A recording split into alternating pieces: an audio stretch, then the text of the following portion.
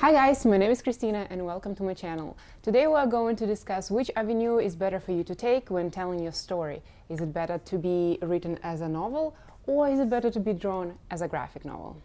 I personally did both. My story actually was a comic before, then it became a novel. I wrote it, I published it, started book 2, and then I totally started redoing it in a comic format again.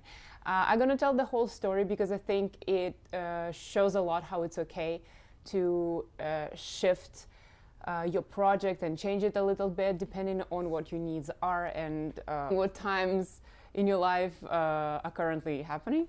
So, first, let's start with million disclaimers. First, I just wanted to let you know where I'm personally coming from. So you know my personal perspective on things and on the points that I'm going to be making. I understand that art is is a very free form, and it's just creative people can just do art and not worry about what are they doing it for. They just do it because they enjoy it. They just do it because they're loving the process. That's ain't me. I like get my shit done, so when I'm doing anything art related, I'm almost thinking, is it going to be finished? What is the finished product? Because otherwise I feel like I'm wasting my time. And even though I'm a very artistic person, I want to get stuff out. In my mind, if the story is not written, it doesn't exist. It doesn't matter.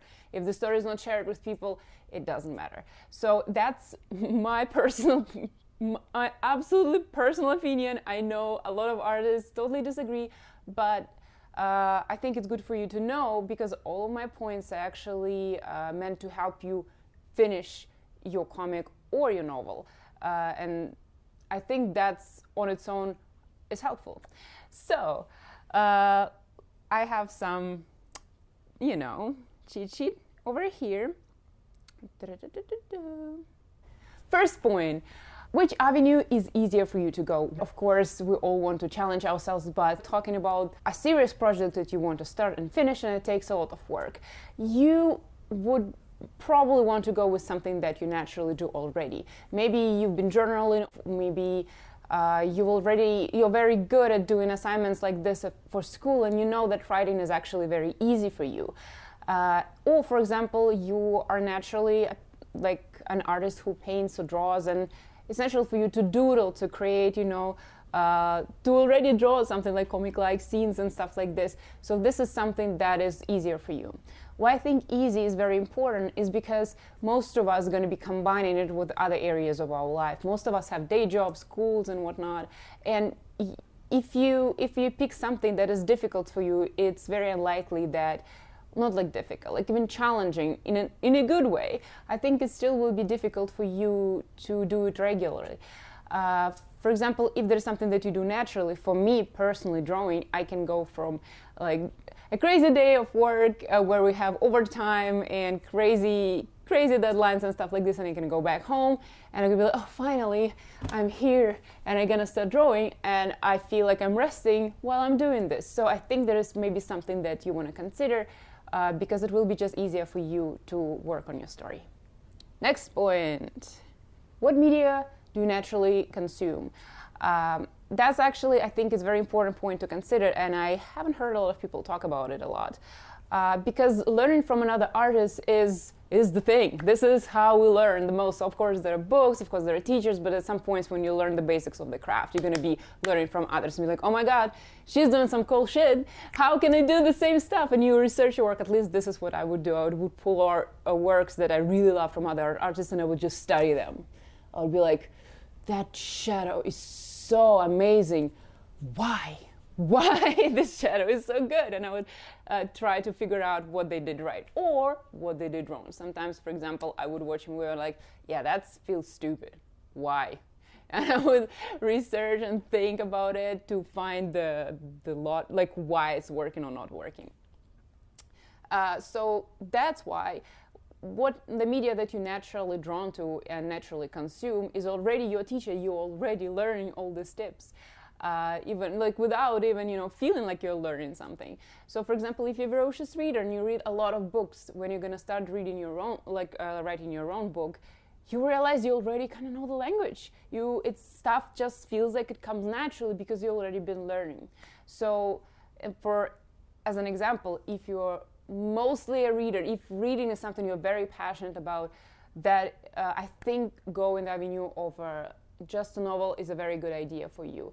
If you're super into something visual, of course we all watch movies and and read books, but for example, I'm currently fascinated with animation.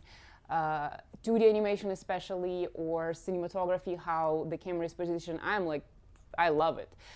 So because comic is a more visual art, like there is, they also like show don't tell.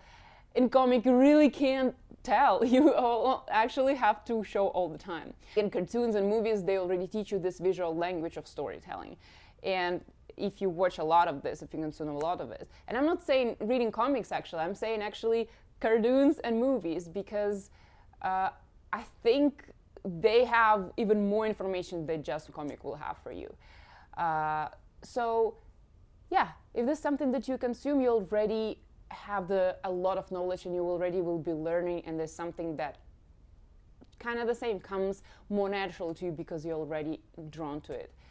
So yeah. My next point is, do you have a co-author? Do you have a friend you like creating story with? If you do, comic is a more natural avenue for you to go, just because the job is already kind of separated in there. Most comics are created by several people already. You have a writer, you have a painter, or you usually have a writer, the one who does lines and the one who does colors. Or in some cases, most cases with commercial comics, you have a writer, maybe a couple writers, and you have multiple artists who come and go throughout issues to produce it faster. I actually have example from my own life.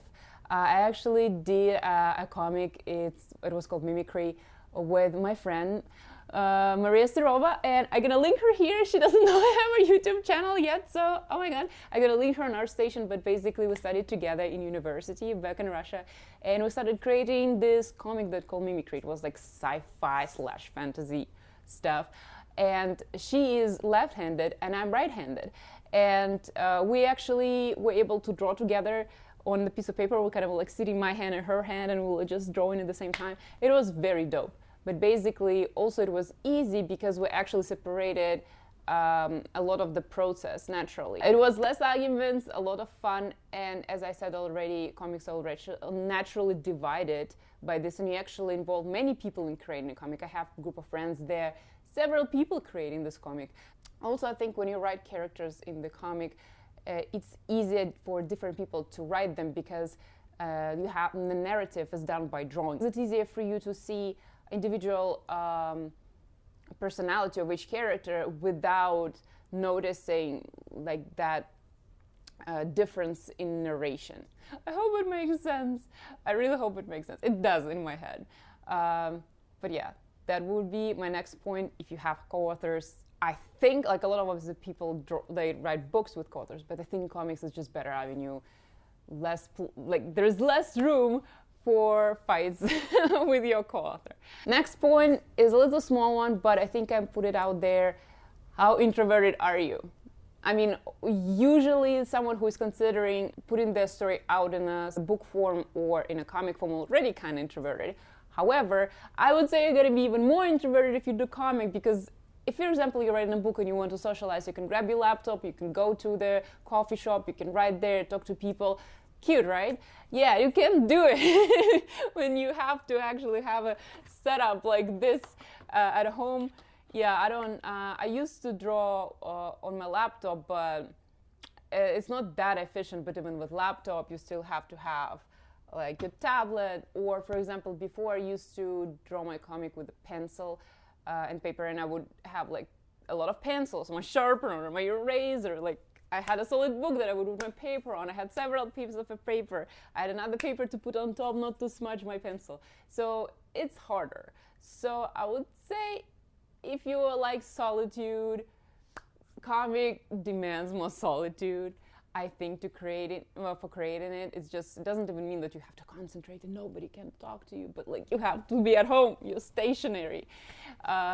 yeah, that's another point that I think you have to think about.